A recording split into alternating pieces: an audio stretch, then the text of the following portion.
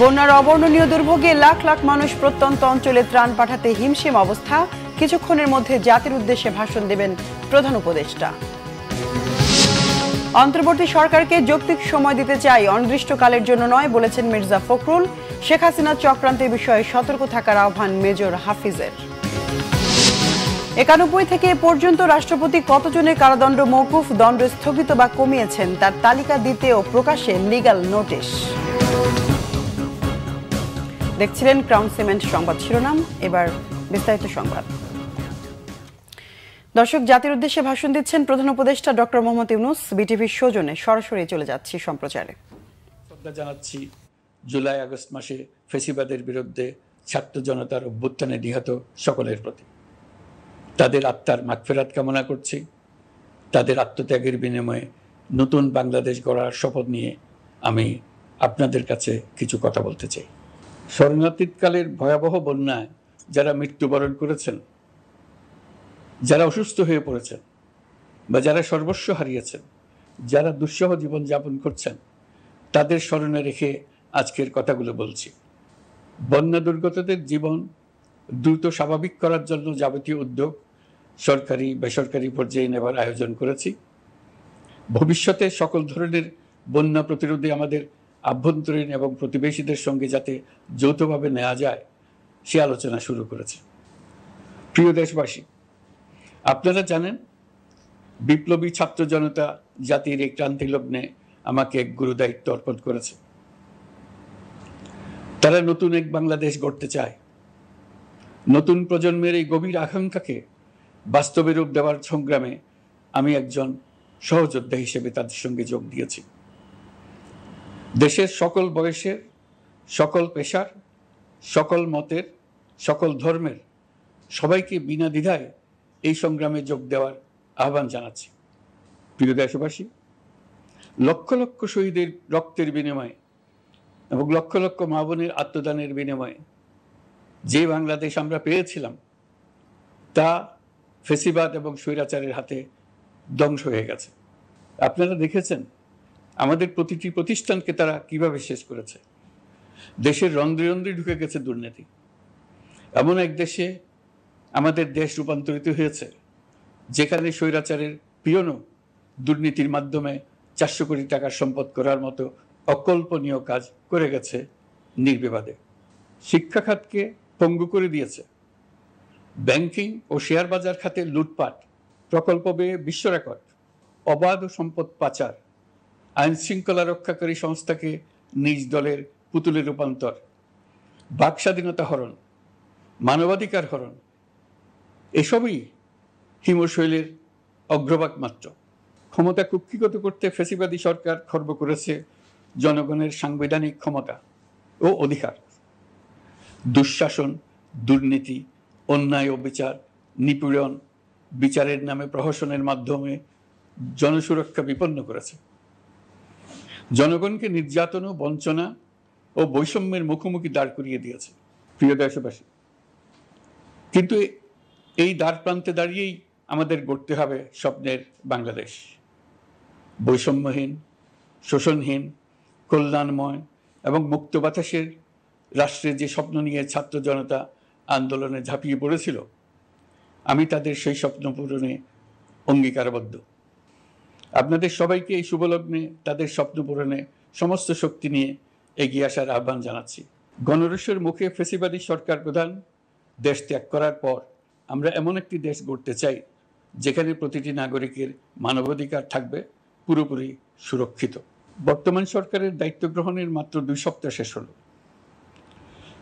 কর্মযাত্রার প্রথম পর্যায়ে রাষ্ট্র সংস্কারের কাজে আপনাদের কাছ থেকে যে সমর্থন পাচ্ছি সেজন্য আন্তরিক ধন্যবাদ। আমরা অনুধাবন করছি যে আমাদের কাছে আপনাদের প্রত্যাশা অনেক। এই প্রত্যাশা পূরণে আমরা বদ্ধপরিকর। শুধু আমি বলবো আপনাদের একটু ধৈর্য ধরতে হবে। এখনই সব দাবি পূরণ করার জন্য জোর করা, প্রতিষ্ঠানে ঢুকে ব্যক্তিবিশেষকে হুমকির মধ্যে ফেলা, মামলা গ্রহণের জন্য চাপ সৃষ্টি করা, বিচারের জন্য গ্রেফতারকৃত ব্যক্তিকে আদালতে হামলা করে আগেই এক ধরনের বিচার করে ফেলার যে প্রবণতা, তা থেকে বের হতে হবে। নড়বড়ে এক কাঠামো আমি বরং বলবো জনস্বার্থের বিপরীতমুখী এক কাঠামোর উপর দাঁড়িয়ে আমাদেরকে দেশ পুনর্গঠনের কাজে হাত দিতে হয়েছে। আমরা এখান থেকেই বাংলাদেশকে এমনভাবে করতে চাই যেন এদেশে জনগণই সত্যিকার অর্থে সকল ক্ষমতার উৎস হয়, বিশ্ব দরবারে একটি মানবিক ও কল্যাণকর রাষ্ট্র হিসেবে সমাদৃত হয়। আমরা ইতিমধ্যে ছাত্র জনতার বিপ্লবকে নস্যাৎ করতে যে শত শত মিথ্যা ও হয়রানিমূলক মামলা দায়ের করা হয়েছিল তার অধিকাংশ প্রত্যাহার করেছি এবং আটক ছাত্র জনতার মুক্তি লাভের ব্যবস্থা করেছে। পর্যায়ক্রমে মিথ্যা ও গায়েবী সকল মামলার ক্ষেত্রে অনুরূপ ব্যবস্থা গ্রহণ করে মানুষকে দুঃসহ ভোগান্তি থেকে মুক্ত করা হবে। ন্যায় বিচার নিশ্চিত করতে গণ অভ্যুত্থানের সকল শহীদ পরিবারকে পুনর্বাসন করবে। সকল আহত শিক্ষার্থী ও জনতার চিকিৎসার সম্পূর্ণ ব্যয় সরকার বহন করবে এবং গণ অভ্যুত্থানের শহীদদের স্মৃতি ধরে রাখতে সরকার অতি দ্রুত জুলাই গণহত্যা স্মৃতি ফাউন্ডেশন নামে একটি ফাউন্ডেশন প্রতিষ্ঠা করার প্রক্রিয়া শেষ পর্যায়ে এনেছে। আপনাদের সবার এবং বিদেশে অবস্থানরত ভাই বোনদের অনুদান এই প্রতিষ্ঠানে পাঠানোর জন্য অনুরোধ করছি। আমি ব্যক্তিগতভাবে এই প্রতিষ্ঠানের চেয়ারম্যানের পদ গ্রহণ করেছি। একটা বিষয়ে সবাই জানতে আগ্রহী, কখন আমাদের সরকার বিদায় নেবে? এটার জবাব আপনাদের হাতে। কখন আপনারা আমাদেরকে বিদায় দেবেন? আমরা দেশ শাসনের মানুষ নই। আমাদের নিজ নিজ পেশায় আমরা আনন্দ পাই। দেশের সংকটকালে ছাত্রদের আহ্বানে আমরা এই দায়িত্ব গ্রহণ করেছি। আমরা সমস্ত শক্তি দিয়ে দায়িত্ব পালন করব। আমাদের উপদেষ্টা মণ্ডলীও এই লক্ষ্যে উদ্বুদ্ধ হয়ে সবাই মিলে একটা টিম হিসেবে কাজ করে যাচ্ছি। কখন নির্বাচন হবে সেটা সম্পূর্ণ রাজনৈতিক সিদ্ধান্ত, আমাদের সিদ্ধান্ত নয়। দেশবাসীকে ঠিক করতে হবে আপনারা কখন আমাদেরকে ছেড়ে দেবেন। আমরা ছাত্রদের আহ্বানে এসেছি, তারা আমাদের প্রাথমিক নিয়োগকর্তা। দেশের আপামর জনসাধারণ আমাদের নিয়োগ সমর্থন করেছে। আমরা ক্রমাগতভাবে সবাইকে বিষয়টি স্মরণ করিয়ে যাব, যাতে হঠাৎ করে এই প্রশ্ন উত্থাপিত না হয় আমরা কখন যাব। তারা যখনই বলবে আমরা চলে যাব।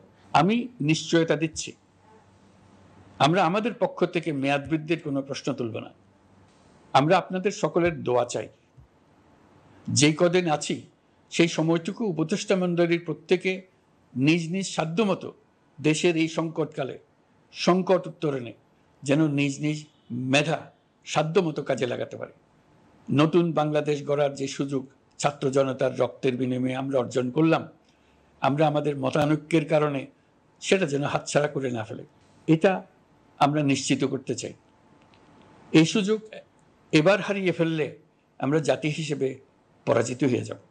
সবশেষে আবারও আমাদের দেশের সকল মানুষ, শিশু, কিশোর কিশোরী, তরুণ তরুণী, বয়স্ক, বৃদ্ধ, নারী, পুরুষ সবার কাছে দোয়া চাইছি যেন আমরা আমাদের সকলের স্বপ্ন বাস্তবায়নে সফল হই। আল্লাহ আমাদের সহায় হন, আমাদের সবার মঙ্গল করুন। দর্শক, জাতির উদ্দেশ্যে বক্তব্য রাখছিলেন প্রধান উপদেষ্টা ডক্টর মোহাম্মদ ইউনূস। বন্যা উত্তর পূর্বাঞ্চল, পূর্বাঞ্চল ও দক্ষিণ পূর্বাঞ্চলের লাখ লাখ মানুষ এখনো পানিবন্দী। চরম দুর্ভোগে তারা প্রত্যন্ত এলাকায় পৌঁছানো যাচ্ছে না ত্রাণ। কয়েক জেলায় পানি নামছে ধীরে, পরিস্থিতি উন্নতির দিকে, তবে খাবার ও বিশুদ্ধ পানির সংকটে দুর্গতরা। ঘরে ফেরার অপেক্ষায় আশ্রিতরা। প্রতিনিধিদের পাঠানো তথ্য ছবিতে ডেস্ক রিপোর্ট। এখনো আশ্রয়ের খোঁজে বন্যা দুর্গতদের অনেকে। মৌলভীবাজারের মনু, জুড়ি ও কুশিয়ারার পানি এখনো বিপদসীমার উপরে। বাঁধ ভেঙেছে 16 জায়গায়। বাড়িঘর ছেড়ে গবাদি পশুসহ আশ্রয় কেন্দ্রে উঠেছেন দুর্গতরা। খাদ্য ও বিশুদ্ধ পানির সংকটে তারা। কমেছে জেলার 4টি নদীর পানি। পরিস্থিতি কিছুটা উন্নতির দিকে। আমাদের রাস্তা ডুবিয়ে আমাদের বড় বাসার নিচে পানি ঢুকে আমরা অনেক সমস্যা। পানির মাঝে আবুডুবু খাইতেছে এক হিসাবে। যে জায়গা পানির মাঝে আমি এখনো দাঁড়ানো আছি, আমাকে কেউ খোঁজ খবর নেয় না। পুরা সিরা গুড় আর পানির ভিতরে মরিয়া গেছে লোকনাথ মন্দির। আমরা বড় কষ্টর মাঝে আছি আজ 5 দিন ধরে। হবিগঞ্জের চুনারুঘাট, বাহুবল, লাখাই সদর সহ 7টি গ্রাম তলিয়ে গেছে। 2 লাখ মানুষ পানিবন্দী।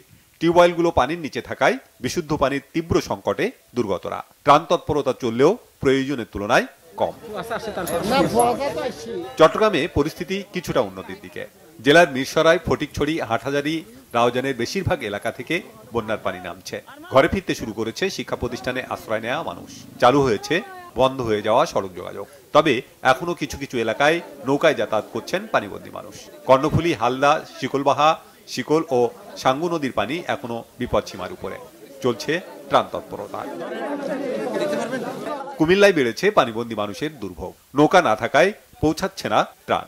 সার্বিক বন্যা পরিস্থিতি স্থিতিশীল থাকলেও গোমতীর বাঁধ ভাঙা পানিতে বেড়েছে বুড়িচং ও ব্রাহ্মণপাড়ার পানি। বেড়েছে মানুষের দুর্ভোগ। লক্ষ্মীপুরে প্লাবিত হয়েছে নতুন নতুন এলাকা। সদর, রামগঞ্জ, কমলনগর, রামগতি ও রায়পুরে পানিবন্দী প্রায় 7 লাখ মানুষ। ঘরবাড়ি তলিয়ে থাকায় শিক্ষা প্রতিষ্ঠান ও মসজিদে আশ্রয় নিয়েছেন দুর্গতরা। খাবার ও বিশুদ্ধ পানির সংকটে তারা। বন্যার ক্ষত কাটিয়ে ঘুরে দাঁড়ানোর চেষ্টায় খাগড়াছড়ির ক্ষতিগ্রস্ত প্রায় 40,000 মানুষ। ব্যাপক ক্ষতি হয়েছে ঘরবাড়ি ও ফসলের। Banglavision news desk. ত্রাণ বিতরণের ক্ষেত্রে সমন্বয়হীনতার অভিযোগ মেলেনি বলে জানিয়েছেন দুর্যোগ ব্যবস্থাপনা বিষয়ক সচিব KM কামরুল আহসান। তিনি জানান, স্থানীয় প্রশাসন, সেনাবাহিনী ও বৈষম্য বিরোধী ছাত্র আন্দোলন সমন্বয় করে ত্রাণ দিচ্ছে। সচিবালয়ে এক ব্রিফিংয়ে সচিব বলেন, বন্যা আক্রান্ত এলাকায় ব্যক্তি ও বিভিন্ন সংস্থাও ত্রাণ দিচ্ছে। সচিব বলেন, ধীরে ধীরে বন্যা পরিস্থিতির উন্নতি হচ্ছে। জানান, ভারী বৃষ্টি না হলে দ্রুত উন্নতি হবে। তিনি বলেন, সবার কাছে সাহায্য পৌঁছে দেওয়ার চেষ্টা চলমান আছে। ব্রিফিংয়ে সচিব আরও জানান, 11টি জেলায় প্রায় 11 লাখ পরিবার পানিবন্দী হয়ে পড়েছে। ক্ষতিগ্রস্ত হয়েছে প্রায় 53 লাখ মানুষ। জানান, সরকারি হিসেবে বন্যায় পর্যন্ত 18 জনের মৃত্যুর বিষয়টি নিশ্চিত হয়েছে। এছাড়া নিখোঁজ রয়েছেন 2 জন। সচিব জানান, ক্ষতিগ্রস্ত লোকদের আশ্রয় দিতে 3654টি আশ্রয় কেন্দ্র খোলা হয়েছে। স্বাস্থ্যসেবা নিশ্চিতে কাজ করছে 48টি মেডিকেল টিম। দুর্যোগ ব্যবস্থাপনা ও ত্রাণ মন্ত্রণালয় থেকে নগদ 3,52 লাখ টাকা, 20,000 মেট্রিক টন চাল এবং 15,000 বস্তা শুকনা খাবার বন্যায় ক্ষতিগ্রস্তদের জন্য বিতরণ করা হচ্ছে। চীনকে তার দেশের কিছু সোলার প্যানেল কারখানা বাংলাদেশে স্থানান্তরের আহ্বান জানিয়েছেন অন্তর্বর্তীকালীন সরকারের প্রধান উপদেষ্টা ডক্টর মোহাম্মদ ইউনুস। দুপুরে রাষ্ট্রীয় অতিথি ভবন যমুনায় ঢাকায় নিযুক্ত চীনা রাষ্ট্রদূত ইয়াও ওয়েন সৌজন্য সাক্ষাৎ করতে গেলে তিনি এই আহ্বান জানান। ঢাকা ও বেইজিং এর মধ্যে ঘনিষ্ঠ অর্থনৈতিক সহযোগিতার আহ্বান জানিয়ে প্রধান উপদেষ্টা বলেন, চীন সৌর প্যানেলের অন্যতম বৃহৎ নির্মাতা হলেও রপ্তানি বাণিজ্যে চীনের ওপর নিষেধাজ্ঞা রয়েছে। বাংলাদেশে স্থানান্তর করলে রপ্তানিতে বাংলাদেশ বহুমুখী হওয়ার পাশাপাশি গ্রিন ইকোনমিতে রূপান্তরে লাভবান হবে। এছাড়াও বাংলাদেশ থেকে আমদানি বাড়ানোর উপর তাগিদ দেন ডক্টর মোহাম্মদ ইউনুস। বাংলাদেশের অন্তর্বর্তীকালীন সরকারের প্রধান উপদেষ্টা দায়িত্ব নেওয়ার ডক্টর ইউনুসকে চীনের সরকার ও জনগণের পক্ষ থেকে শুভেচ্ছা জানানো হয়। চীন ও বাংলাদেশের সম্পর্ককে বিস্তৃত কৌশলগত সহযোগিতা অংশীদারিত্বে উন্নীত করেছে। রোহিঙ্গা সংকটের একটি টেকসই সমাধান ও চীন প্রতিশ্রুতিবদ্ধ বলে প্রধান উপদেষ্টাকে জানিয়েছেন দেশটির রাষ্ট্রদূত। বানভাসীদের পাশে দাঁড়াতে সহযোগিতায় রবিবারও ঢাকা বিশ্ববিদ্যালয়ের TSC ও শারীরিক শিক্ষা কেন্দ্রে নারী, শিশু ও বৃদ্ধ সহ সব বয়সী মানুষের ভিড়। সামর্থ্য অনুযায়ী যে যা পারছেন বাড়িয়েছেন সাহায্যের হাত। কেউ তুলে দিচ্ছেন সঞ্চয়ের অর্থ, কেউ বা টিফিনের জমানো টাকা। স্বর্ণের গহনাও নিঃসংকোচে তহবিলে তুলে দিয়েছেন কেউ কেউ। রবিবার সন্ধ্যা পর্যন্ত গত 3 দিনে সংগৃহীত নগদ অর্থের পরিমাণ 4,39,01,690 টাকা। Report SM ফয়েজের। মানুষের এই শাড়ি নেওয়ার জন্য নয়, বন্যা দুর্গত অসহায়দের যার যার সাধ্য মতো কিছু দেওয়ার জন্য। বৈষম্য বিরোধী ছাত্র আন্দোলনের শিক্ষার্থীদের ডাকে ত্রাণ সহায়তা দিতে জড়ো হন শত শত মানুষ। যতটুকু সম্ভব আর্থিক সহায়তা করলাম বন্যার্তদের জন্য। ঢাকা শহরে চারদিকে মানুষ টাকা উঠাইতেছে, ছোট ছোট বাক্স 5,000 টাকা নিয়ে বলে তারা যাবে, যাতায়াতের ভাড়াই তো অনেক। তো এই চিন্তা করে দেখলাম যে এইখানে দেওয়াটা ওয়াইজ। বন্যার্তদের যে অবস্থা, আর সবাই অ্যাকচুয়ালি সাহায্য করলে কিন্তু জিনিসটা আর সহজ হবে। পুরো দেশটা একটা পরিবারের একজন সদস্য যদি কোনোভাবে তার পরিস্থিতি খারাপ থাকে বা সে একটু আর্থিকভাবে হোক, শারীরিকভাবে দুর্বল, আমরা সবাই তাকে সাহায্য করি। দেশের পরিস্থিতি অনেকই খারাপ, ভয়াবহ অবস্থা। তা আল্লাহ রহমত করে এই জন্য আমরা আসলাম, টাকা দিয়ে গেলাম, নাতি ঘরে নিয়ে আসলাম, মেয়ে ঘরে নিয়ে আসলাম। বড়দের পাশাপাশি শিশুদের ভিড় ছিল চোখে পড়ার মতো। বন্যার্তদেরকে সহায়তা করার জন্য আমি 500 টাকা দিয়েছি। দেশের প্রয়োজনে যেন ওরা স্বতঃস্ফূর্তভাবে এগিয়ে আসে, এটা আমি হাত ধরে ওকে শেখাচ্ছি। বন্যার মধ্যে মানুষের কি অবস্থা, বাচ্চারা পানিতে ভাসতেছে, এগুলো আমার ছেলেরা দেখে, এই জন্য ওরা খুবই করছে, ফিল করছে, পরে এই জন্য নিয়ে আসে। এত বন্যা আর এত মানুষ যে ভেসে যাচ্ছে এটা দেখে ভালো লাগতেছিল না, তো মনে হচ্ছিল যে যদি আমি যেটাই দিতে পারি সেটাই আমার জন্য ভালো হবে এবং খুব খুশি লাগবে আমি যদি কিছু দিতে পারি তাদেরকে। সবাই দিচ্ছে সেটা দেখে অনুপ্রাণিত হয়েছি। মানুষের পাশে দাঁড়াতে হয় কিভাবে, ছোট থেকে যাতে এটাও দেখে বড় হতে পারে। সবারই এই কারণে দেশের পক্ষে এগিয়ে আসা উচিত। তারা অবশ্যই পরিস্থিতির শিকার, এটা কোনো দান খয়রাত নয়। নিউজে ওদের এই অবস্থা দেখে আমার খুব খারাপ লেগেছে। ওদের অবস্থা একদমই ভালো না, সবাই ভিজে যাচ্ছে। তো আমি তাই জন্য ভেবেছিলাম ওই অল্প জমানো টাকার ব্যাংকটাই আমি ওদেরকে দিয়ে দিব। বাচ্চাদেরকে পড়াশোনাই শিখাচ্ছি না, মানবিকতাও শিখাচ্ছি। খাবার থেকে শুরু করে জামা কাপড় যে যা পেরেছেন দিয়েছেন। ত্রাণ রাখার জন্য জায়গা সংকুলনে হিমশিম খেতে হচ্ছে স্বেচ্ছাসেবকদের। শেষ পর্যন্ত ত্রাণ সংগ্রহের ভেন্যু টিএসসি থেকে বদলে নেওয়া হয় শারীরিক শিক্ষা কেন্দ্রে। বাচ্চারা তাদের টিফিনের টাকা জমিয়ে যে সকল টাকাগুলো বাঁচিয়েছে তাদের ব্যাংকগুলো তারা আমাদেরকে ভরসা করে আমাদের হাতে তুলে দিচ্ছে। সোনা নেওয়ার অভিজ্ঞতা আজকে আমাদের প্রথম। তো যে আপু দুল দিয়ে গেছেন, ওই আপু বলেছেন উনি ওনার নাম কিংবা পরিচয় প্রকাশ করতে চান না, তার কাছে নগদ অর্থ ছিল না বলে তার কাছে যেটুকু সম্বল ছিল সেই সোনার দুলটুকু তিনি বন্যা দুর্গত মানুষদের জন্য দিয়ে গেছেন। সকলের স্বতঃস্ফূর্ত অংশগ্রহণে আমাদের কালেকশন ভালো আছে। নগদ অর্থ এবং মেডিসিন শুধু আমরা আজকে এগুলো এখানে নিচ্ছি এবং যেই প্রোডাক্টগুলো রয়েছে বাকি সব আমরা জিমনেশিয়ামে রিসিভ করছি। দিন শেষে আমরা সবাই সকলে মিলে সুখে থাকি, শান্তিতে থাকি, এটাই আমাদের সমৃদ্ধি, এটাই আমাদের কাম্য। তুমি কে আমি কে বিকল্প, তো আমাকে বিকল্প হিসাবে কাজ করতে হবে অবশ্যই।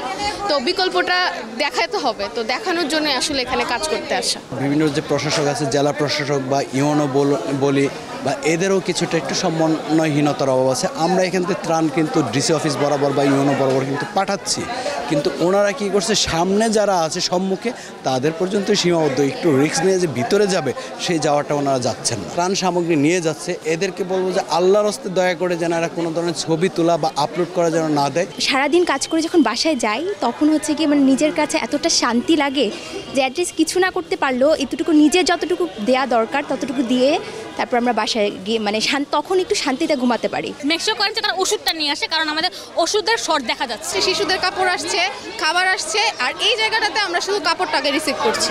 দুর্গত মানুষের সহায়তায় ঝাঁপিয়ে পড়েছে ছাত্র সংগঠনগুলো। দুর্গম এলাকায় মানুষের সহায়তায় সম্মিলিত ত্রাণ তৎপরতার তাগিদ সকলের। এসএম ফয়েজ, বাংলা ভিশন, ঢাকা। দুর্গতদের স্বাভাবিক অবস্থায় ফিরিয়ে আনা সহ বন্যা পরবর্তী পুনর্বাসনে সেনাবাহিনীর সর্বোচ্চ আন্তরিকতা ও পেশাদারিত্বের সাথে কাজ করবে বলে জানিয়েছেন মিলিটারি অপারেশনস পরিদপ্তরের পরিচালক ব্রিগেডিয়ার জেনারেল মোহাম্মদ নাজিমুদ্দৌলা। তিনি জানান, এ পর্যন্ত 20,000-এর বেশি মানুষকে উদ্ধার ও 30,000-এর বেশি প্যাকেট খাবার বিতরণের কথা জানান তিনি। রান্না করা খাবার দেয়া হয়েছে 6,000-এর বেশি মানুষকে, আর 2,000-এর বেশি মানুষকে দেয়া হয়েছে চিকিৎসা সেবা। রিপোর্ট জাহাঙ্গীর আকন্দের। সংকটে দুর্যোগে আত্মমানবতার সেবায় অনন্য বাংলাদেশ সেনাবাহিনী। বন্যার এই দুর্যোগে মানুষের পাশে দাঁড়াতে দিনরাত পরিশ্রম করে যাচ্ছে সেনা সদস্যরা। ঢাকা থেকে হেলিকপ্টারে ত্রাণ নিয়ে যাওয়া হচ্ছে বন্যা দুর্গত এলাকায়। স্রোতের তীব্রতা এবং প্রতিকূল আবহাওয়ায় জীবন বাজি রেখে সামরিক হেলিকপ্টার ও জলযান এবং স্থানীয় নৌকায় প্রত্যন্ত অঞ্চল থেকে পানিবন্দী মানুষকে উদ্ধার কার্যক্রম অব্যাহত রেখেছে সেনাবাহিনী। পানিবন্দী দুর্গতদের কাছে পৌঁছে দেওয়া হচ্ছে খাবার ও বিশুদ্ধ পানি। অসুস্থদের দেয়া হচ্ছে চিকিৎসা। মানবতার সেবায় এক অনন্য দৃষ্টান্ত রেখে চলেছে বাংলাদেশ সেনাবাহিনী। ইতিমধ্যে আমরা 20,000-এর অধিক আক্রান্ত ব্যক্তিকে প্রত্যন্ত অঞ্চল থেকে উদ্ধার করেছি। 13টি মেডিকেল টিমের মাধ্যমে 2,000-এর অধিক অসুস্থ ব্যক্তিকে চিকিৎসা সহায়তা প্রদান করা হয়েছে। 3 জন সন্তান সম্ভবা সহ 22 জন অতি অসুস্থ রোগীকে হেলিকপ্টারের মাধ্যমে সিএমএইচ ও অন্যান্য হাসপাতালে স্থানান্তর করা হয়েছে। আপনারা জেনে খুশি হবেন যে একজন সন্তান সম্ভবা মা ইতোমধ্যেই কুমিল্লা সিএমএইচে একটি ফুটফুটে সন্তানের জন্ম দিয়েছে। সবার পক্ষ থেকে আমি অভিনন্দন জানাচ্ছি সেই ফুটফুটে বাবুটিকে। এ পর্যন্ত শুকনা খাবারের 30,000-এর অধিক প্যাকেট বিতরণ ছাড়াও 6,000-এর অধিক মানুষের মাঝে রান্না করা খাবার পরিবেশন করা হয়েছে। একই সাথে ঢাকা চট্টগ্রাম মহাসড়ক যানজট মুক্ত রেখে ত্রাণ সরবরাহ সচল রাখার কাজ করে যাচ্ছে মিলিটারি পুলিশ। ভেঙে পড়া মোবাইল যোগাযোগ সচল করতে বিটিআরসি ও মোবাইল টেলিফোন অপারেটরদের সহায়তা করছে সেনাবাহিনীর সিগন্যাল কোর। এই সহায়তায় এরই মধ্যে সচল হয়েছে কয়েকটি এলাকার মোবাইল নেটওয়ার্ক। এ সকল কার্যক্রমের জন্য বাংলাদেশ আর্মি এভিয়েশন, বিজিবি ও র্যাবের হেলিকপ্টারের মাধ্যমে এ পর্যন্ত মোট 48টি হেলি মিশন পরিচালনা করা হয়েছে। এর পাশাপাশি বাংলাদেশ বিমান বাহিনীও উল্লেখযোগ্য সংখ্যক হেলি মিশন পরিচালনা করেছে। সর্বশেষে আমি দ্ব্যর্থহীন কণ্ঠে বলতে চাই, বন্যার্তদের জীবনের স্বাভাবিকতা ফিরিয়ে আনা সহ বন্যা পরবর্তী পুনর্বাসন কার্যক্রমে বাংলাদেশ সেনাবাহিনী সর্বোচ্চ আন্তরিকতা ও পেশাদারিত্ব দিয়ে তাদের কার্যক্রম অব্যাহত রাখবে। নিজস্ব ত্রাণ ভাণ্ডার, স্বেচ্ছাসেবী সংস্থা, ব্যক্তি উদ্যোগে দেয়া ত্রাণ সামগ্রী দুর্গত এলাকায় পৌঁছাতে দিনরাত কাজ করে যাচ্ছে বাংলাদেশ সেনাবাহিনী। জাহাঙ্গীর আকন্দ, বাংলা ভিশন, ঢাকা। বাংলাদেশের সাবেক প্রধানমন্ত্রী শেখ হাসিনা ভারতে ৪৫ দিনের বেশি অবস্থান করতে পারবেন না। দেশটির সংবাদ মাধ্যম হিন্দুস্তান টাইমস এক প্রতিবেদনে এমন তথ্য দিয়েছে। প্রতিবেদনে বলা হয়, গেল ৫ আগস্ট পদত্যাগ করে শেখ হাসিনা যখন ভারতে যান তখন তার কাছে কূটনৈতিক পাসপোর্ট ছাড়া সাধারণ পাসপোর্ট ছিল না। এদিকে বাংলাদেশের অন্তর্বর্তী সরকার শেখ হাসিনার কূটনৈতিক পাসপোর্ট বাতিল করেছে।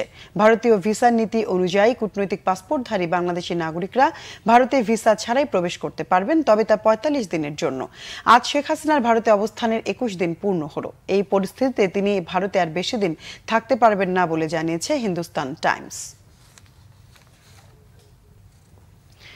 দেশের দক্ষিণ পূর্বাঞ্চলে বন্যার্তদের মাঝে ত্রাণ বিতরণ শুরু হলেও দুর্গম এলাকায় পৌঁছানো যাচ্ছে না পর্যাপ্ত নৌকার অভাবে। মোবাইল নেটওয়ার্ক বন্ধ থাকায় যোগাযোগও বন্ধ। এই অবস্থায় আকাশ থেকে হেলিকপ্টার থেকে এয়ার ড্রপিং এর মাধ্যমে দুর্গম এলাকায় ত্রাণ বিতরণ শুরু করেছে বিমান বাহিনী। চট্টগ্রাম থেকে নাসির উদ্দিনের রিপোর্টে বিস্তারিত। আকাশ থেকে পাখির চোখে তাকালে যতদূর চোখ যায় শুধু পানি আর পানি। ভয়াবহ বন্যায় চট্টগ্রামের মেহেরসরাই থেকে শুরু করে ফেনী ও কুমিল্লার বেশিরভাগ বাড়িঘর পানিতে তলিয়ে আছে। এসব এলাকায় বাড়ির চাল বা ছাদে গেল ৪ দিন ধরে আশ্রয় নিয়েছে অসহায় মানুষ। ছাদ থেকেই পানিবন্দী মানুষ হাত উঁচিয়ে জানান দিচ্ছে অসহায়ত্ব। বেশিরভাগ এলাকায় রাস্তাঘাট এখনও ১০ থেকে ১৫ ফুট পানির নিচে। এসব দুর্গত এলাকায় হেলিকপ্টারের মাধ্যমে ত্রাণ কার্যক্রম শুরু করেছে বিমান বাহিনী। ড্রাই খাবার ফেলার চেষ্টা করছি প্যারাসুটের মাধ্যমে, বাট আমরা মনে করছি যে আগামী কিছুদিনের মধ্যে আমরা ওখানে ল্যান্ড করতে পারবো এবং প্রশাসনের সহায়তায় সেখানে আমরা রান্না করা খাবার, শুকনা খাবার এবং বেবি ফুড এবং অন্যান্য প্রয়োজনীয় জিনিসপত্র নিয়ে যেয়ে তাদের কাছে বুঝিয়ে দিব। এসব এলাকায় বানভাসী মানুষের কাছে প্রশাসন বা স্বেচ্ছাসেবী সংগঠনের ত্রাণ পৌঁছানো এখন দুঃসাধ্য। বিমান বাহিনীর চট্টগ্রামের জহুরুল হক ঘাঁটি এরই মধ্যে ত্রাণ বিতরণ ও উদ্ধার কাজে ২টি MI-17 হেলিকপ্টার ও একটি AN-32 পরিবহন বিমান দিয়ে বিশেষ দুর্গত এলাকায় ত্রাণ পৌঁছে দিচ্ছে। প্রাথমিকভাবে চ্যালেঞ্জটা হচ্ছে আমরা খুব তাড়াতাড়ি যেতে পারতেছে, কিন্তু আমরা সেখানে কোনো ল্যান্ডিংয়ের জায়গা পাচ্ছি না।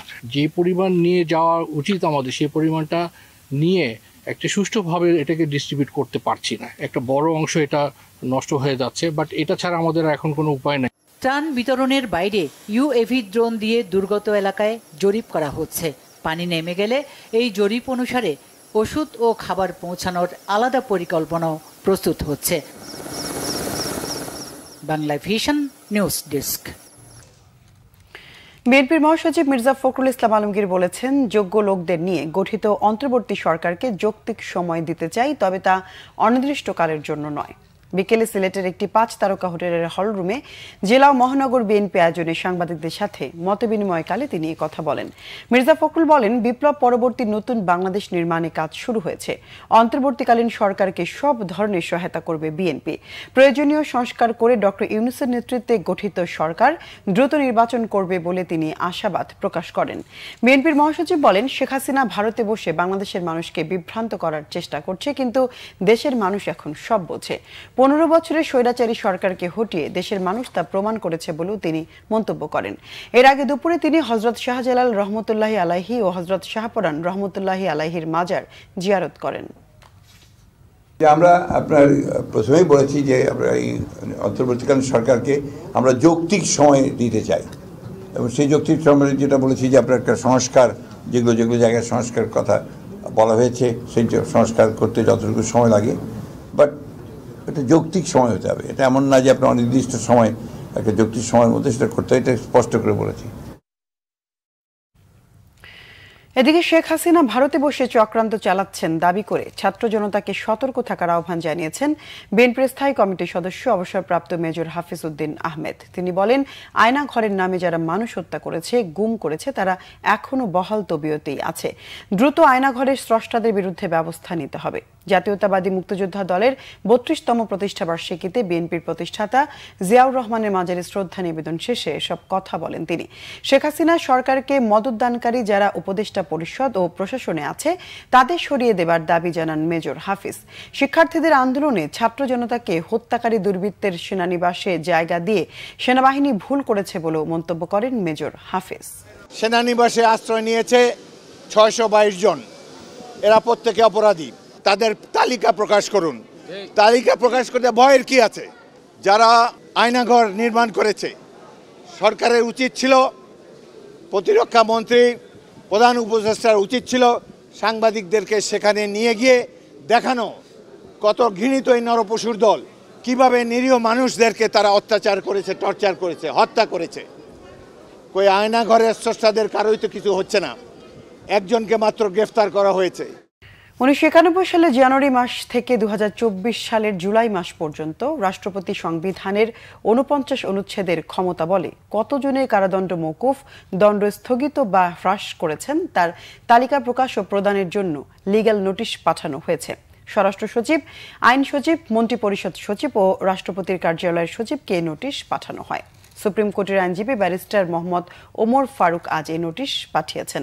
নোটিশে বলা হয়েছে, দীর্ঘ কয়েক বছর যাবৎ রাষ্ট্রপতি তার ক্ষমতা বলে বহু অপরাধী, হত্যা মামলার দণ্ডপ্রাপ্ত অপরাধীদের ক্ষমা বা তাদের দণ্ড মওকুফের আদেশ দিয়ে আসছেন। রাষ্ট্রপতির মার্জনায় বহু ফাঁসির আসামি ও যাবজ্জীবন দণ্ডপ্রাপ্ত আসামি জেল থেকে বেরিয়ে সমাজে আবার মাফিয়া ডন হিসেবে প্রতিষ্ঠিত হয়ে আতঙ্ক ছড়াচ্ছে। নোটিশে আরও বলা হয়, রাষ্ট্রপতি কিভাবে, কোন প্রক্রিয়ায়, কাদের সুপারিশ বা তদবিরে দাগী, ঘৃণিত, কুখ্যাত সাজাপ্রাপ্তদের ক্ষমা করে বা দণ্ড মওকুফ করে দায় মুক্তি দিচ্ছেন তা নাগরিক হিসেবে জানার অধিকার আছে। রাষ্ট্রপতির ক্ষমা সংক্রান্ত সংবিধানের 49 অনুচ্ছেদের ক্ষমতার অপব্যবহার বা কোনো রাজনৈতিক উদ্দেশ্যে বা রাজনৈতিক কোনো রূপ বল প্রয়োগ আছে কিনা তাও খতিয়ে দেখা দরকার। নির্দিষ্ট সময়ের মধ্যে দণ্ড মওকুফ হওয়াদের তালিকা না পেলে উচ্চ আদালতে রিট করা হবে বলেও নোটিশে উল্লেখ করা হয়েছে। সংবিধানের 116তম অনুচ্ছেদ কেন অবৈধ ঘোষণা করা হবে না জানতে চেয়ে আজ রিট করেছেন সুপ্রিম কোর্টের 10 আইনজীবী। এই ধারা অনুযায়ী অধস্তন আদালতের ম্যাজিস্ট্রেটদের নিয়ন্ত্রণের দায়িত্ব রাষ্ট্রপতিকে দেওয়া হয়েছে। আবেদনকারীদের পক্ষে আইনজীবী মোহাম্মদ শিশির মনির রিটটি দায়ের করেন। রিটে আইন মন্ত্রণালয়ের লেজিসলেটিভ ও পার্লামেন্টারি অ্যাফেয়ার্স বিভাগ, আইন ও বিচার বিভাগের সচিব এবং সুপ্রিম কোর্টের রেজিস্ট্রারকে বিবাদী করা হয়।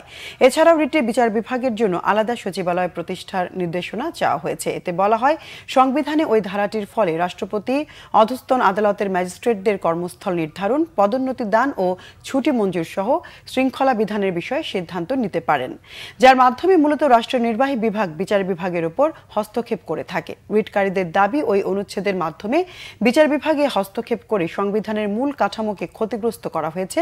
এর মধ্য দিয়ে পরোক্ষভাবে বিচারকদের শৃঙ্খলা বিধি বাস্তবায়নের দায়িত্ব দেওয়া হয়েছে আইন মন্ত্রণালয়ের হাতে। অধস্তন আদালতের উপর আইন মন্ত্রণালয়ের নিয়ন্ত্রণের ফলে বিচার বিভাগের কর্মকর্তারা স্বাধীনভাবে বিচার কাজ পরিচালনা করতে পারছেন না। গুম বন্ধে স্বাধীন কমিশন ও দৃষ্টান্তমূলক শাস্তির বিধান রেখে আইন তৈরি করতে রিট দায়ের করেছেন গুমের শিকার সুপ্রিম কোর্টের আইনজীবী সোহেল রানা। তিনি দাবি করেন, আওয়ামী লীগ সরকার তাকে 6 মাস 3 দিন গুম রেখে হাত ও চোখ বেঁধে নির্যাতন চালিয়েছে। রবিবার তিনি গণমাধ্যমের সামনে এই তথ্য তুলে ধরেন। 6 মাস 3 দিন গুম ছিলাম। ওই সময় আমার ফ্যামিলি একটা জিডি 2 মাস ধরে থানায় গিয়েছে, সব জায়গায় গিয়েছে, কিন্তু 2 মাস ধরে একটা জিডি পর্যন্ত করতে পারেনি। ইভেন আমার ফ্যামিলিকে বলা হয়েছিল যে তোমরা যদি বেশি বাড়াবাড়ি করো তাহলে তোমার সন্তানকে তোমরা আর ফ্যামিলিতে ফিরে পাবা না। গুম নিয়ে যেগুলো অভিযোগ যেগুলো রয়েছে, এগুলো সত্যতা তখনই সম্পূর্ণভাবে বের হবে যদি এটা স্বাধীন কমিশন থাকে। এজন্য স্বাধীন কমিশনটা জরুরি এবং আন্তর্জাতিক ইউনাইটেড নেশনের যে ICPPDA যে আছে, এটার অন্তর্ভুক্ত যেন বাংলাদেশ সিগনেটারি কান্ট্রি হিসাবে হয়, সেটা দরকার স্বাক্ষরকারী দেশ হিসাবে। এটা যেন হয়, এটা 2010 সাল থেকেই কার্যকরী শুরু হয়, কিন্তু বাংলাদেশ গভর্নমেন্টের সময় হয়নি, আমাদের আইনমন্ত্রীর সময় হয়নি 14 বছরে সেটার অন্তর্ভুক্ত হওয়ার। এবং আমি চাই যে এই কনভেকশনের যে ডেফিনেশন এটা যেন বাংলাদেশ আইনে অ্যাডপ্ট করা হয় এবং বাংলাদেশে অবশ্যই যেন গুমের উপরে একটা দৃষ্টান্তমূলক যেন একটা শাস্তির বিধান তৈরি করা হয়, একটা ধারা করা হয়, এটাই আমার চাওয়া। আর এটাই আরও বিস্তারিতভাবে এটাই আমি রিপ্রেজেন্টেশনটাতে দিয়েছি। শারীরিক আর মানসিক যন্ত্রণায় ওদের বলেছিলাম আমাকে গুলি করে মেরে ফেলো, তারপর লাশ গুম করো, কেউ জানবে না। আয়না ঘরে 5 বছর 3 মাস বন্দি থেকে বের হয়ে নিজের অভিব্যক্তি এভাবেই জানিয়েছেন মাইকেল চাকমা। তার মতে নরকের আরেক নাম আয়নাঘর। সেখানে ছিল তার মতো বন্দি অসংখ্য মানুষ, তাদের বাঁচার আর্তনাদ যা 4 দেয়ালেই কেঁদে মরেছে। কেমন ছিল সেই আয়নাঘর, কেমন ছিল নির্যাতন, সেই তথ্য জানাচ্ছেন জিয়া খান।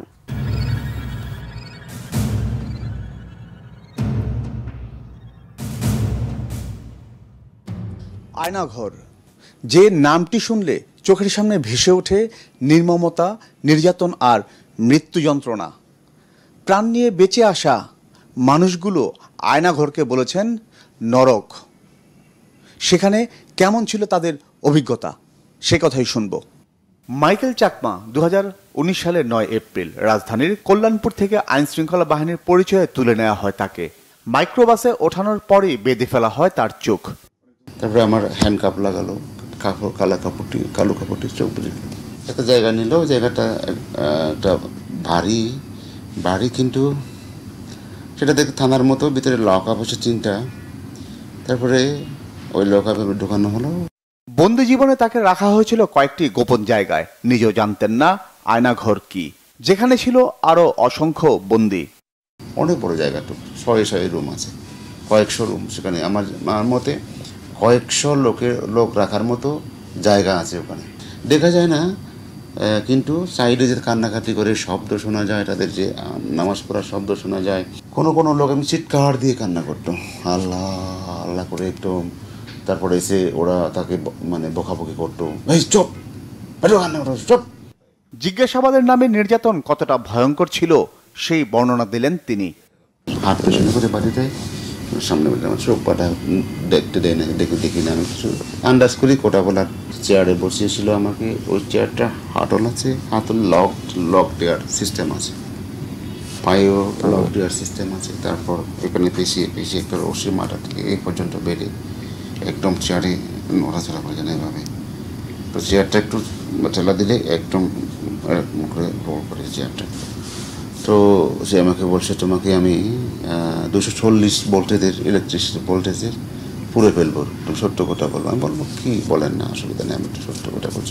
আয়নাঘর থেকে নাকি নরকও ভালো জানান মাইকেল।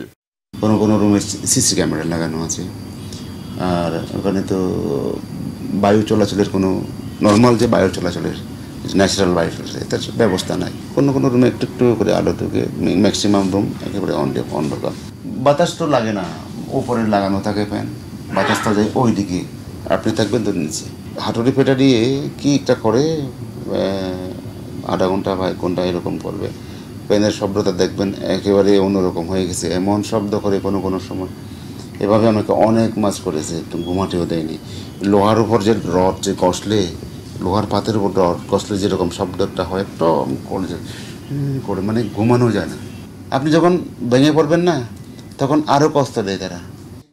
নির্যাতন সহ্য করতে না পেরে মাইকেল প্রায়ই বলতেন তাকে মেরে ফেলতে। জীবনের বাঁচার আশা ছেড়ে দিয়েছিলাম। আমি ওদেরকে বলতাম যে আমাকে কেন ডেকেছেন এত কষ্ট দিয়ে, আপনার মেরে ফেলেন না এই জায়গায়। মেরে ফেললে কে দেখবে আমাকে? কেউ দেখবে না। মেরে ফেলে লাশটা গুম করে দেন।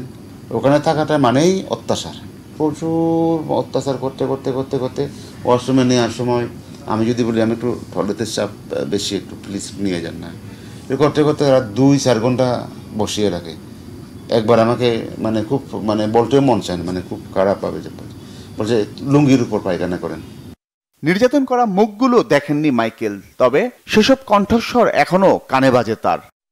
একজন ছিল একেবারে মুখোশ পরা, শুধু চোখ দেখা যায়, চোখ ছাড়া আর কিছু দেখা যায় না। ওর একজন লোক ছিল এভাবে মাস্ক, ওই যে সাধারণ মাস্ক পরা। লোকটা বয়স বেশি হবে না, 30-এর মধ্যে হবে। সেও কি বন্দি? না, ও তো ইন্টারোগেশন করতে আসে আমাকে, ওই গুণদর্তা। মানে সে ম্যাক্সিমাম সময় শুরু থেকে শেষ পর্যন্ত ছিল। না দেখি না, গলাটা শর্টটা শুনলে আমি চিনতে পারবো তাকে। মুক্ত হওয়ার পর থেকে আয়নাঘরের মৃত্যু যন্ত্রণা এখন আর নেই, কিন্তু সেসব দুঃসহ স্মৃতি প্রতি মুহূর্ত দুঃস্বপ্ন হয়ে ছায়ার মতো তাড়া করে মাইকেলকে। জিয়া খান, বাংলা ভিশন, ঢাকা। মৎস্য প্রাণী সম্পদ খাতে বন্যায় ২,০০০ কোটি টাকার বেশি ক্ষতি হয়েছে বলে জানিয়েছেন উপদেষ্টা ফরিদা আক্তার। বলেন, সরবরাহে সাময়িক সংকটের কারণে কেউ যেন দুধ ও ডিমের দাম না বাড়ায়। সচিবালয়ে বন্যার ক্ষয়ক্ষতি ও করণীয় নিয়ে ব্রিফিং উপদেষ্টা ফরিদা আক্তার এ বিষয়ে সতর্ক করেন ব্যবসায়ীদের। বলেন, বন্যায় ১২ জেলায় ডিম, দুধ সহ প্রাণী সম্পদ খাতে ক্ষতির পরিমাণ ৪১১ কোটি টাকা, আর মৎস্য খাতে ক্ষতি হয়েছে ১,৫৯০ কোটি টাকা। উপদেষ্টা বলেন, এই খাতে ক্ষতিগ্রস্ত খামারি ও উদ্যোক্তাদের সহজ শর্তে ঋণ দেওয়া হবে। এনজিওগুলো বন্যায় যেন ঋণের কিস্তি আপাতত আদায় না করে। ফরিদা আক্তার বলেন, কৃত্রিম সংকট তৈরি করে কেউ দুধ ও ডিমের দাম না বাড়ায় সে বিষয়ে সচেতন আছে মন্ত্রণালয়। বন্যার কারণে সরবরাহ লাইনে সংকট তৈরি হয়েছে, এর জন্য সাময়িক সমস্যা হতে পারে, কিন্তু এর জন্য কেউ সিন্ডিকেট করে দাম বাড়ালে ব্যবস্থা নেওয়া হবে।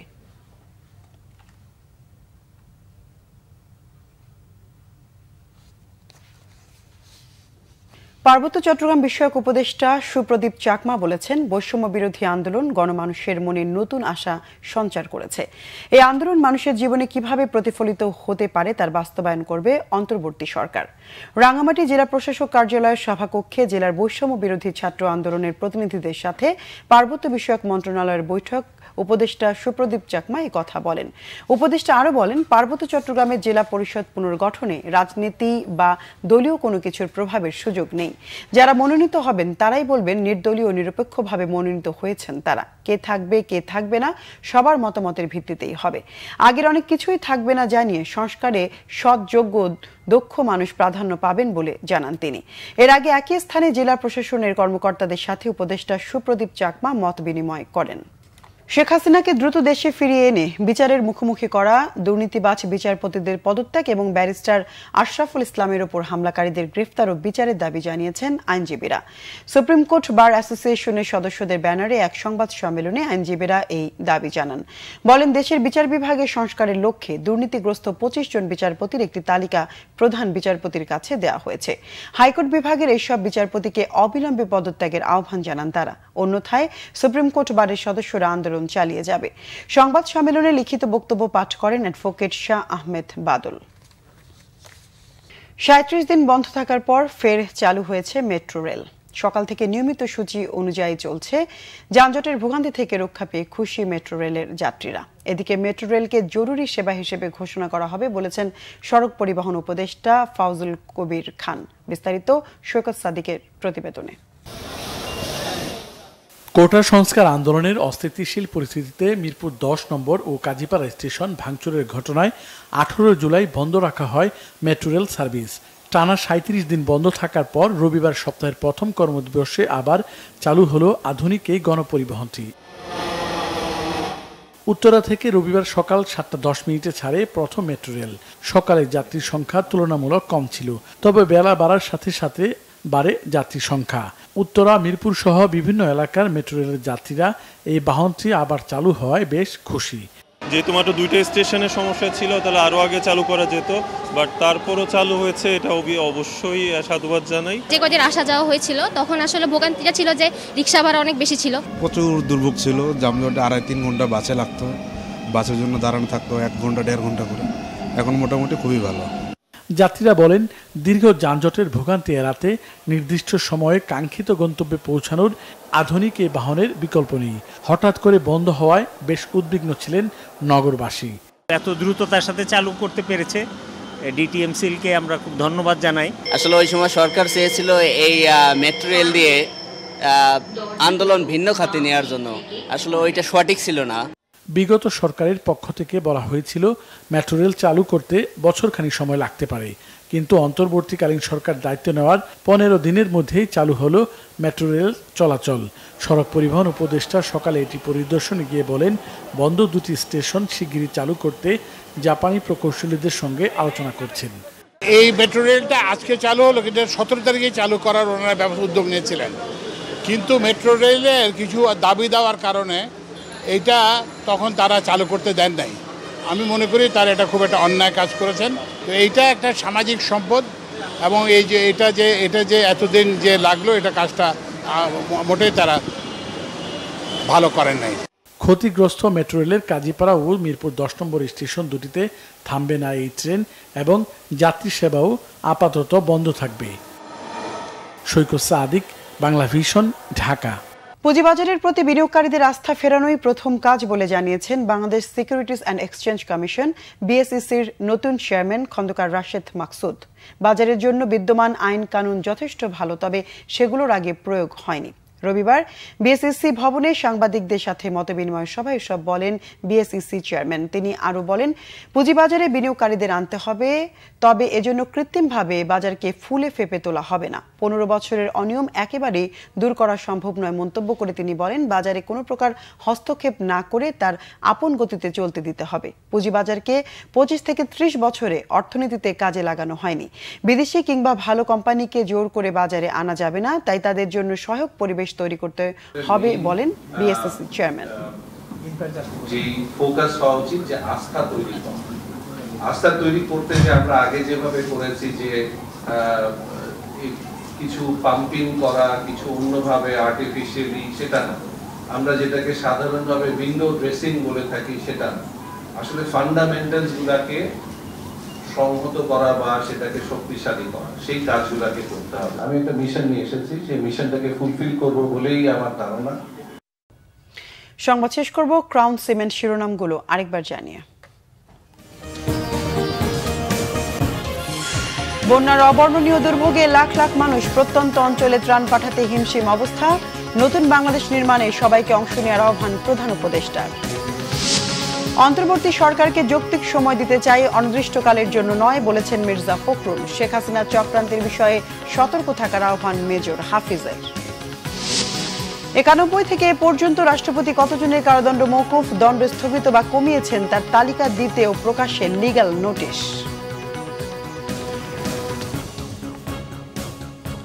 দর্শক, ছিল এখনকার মতো। পরের সংবাদ রাত 10:30। এর আগে 9টায় রয়েছে নিউজ 20, দেখার আমন্ত্রণ রইল। এছাড়া বাংলা ভিশন সংবাদ ও সংবাদ সংশ্লিষ্ট অনুষ্ঠান দেখতে ভিজিট করুন www.bvnews24.com ও facebook.com/banglavisionnews এবং সাবস্ক্রাইব করুন youtube.com/banglavisionnews। এতক্ষণ সঙ্গে থাকায় ধন্যবাদ সবাইকে।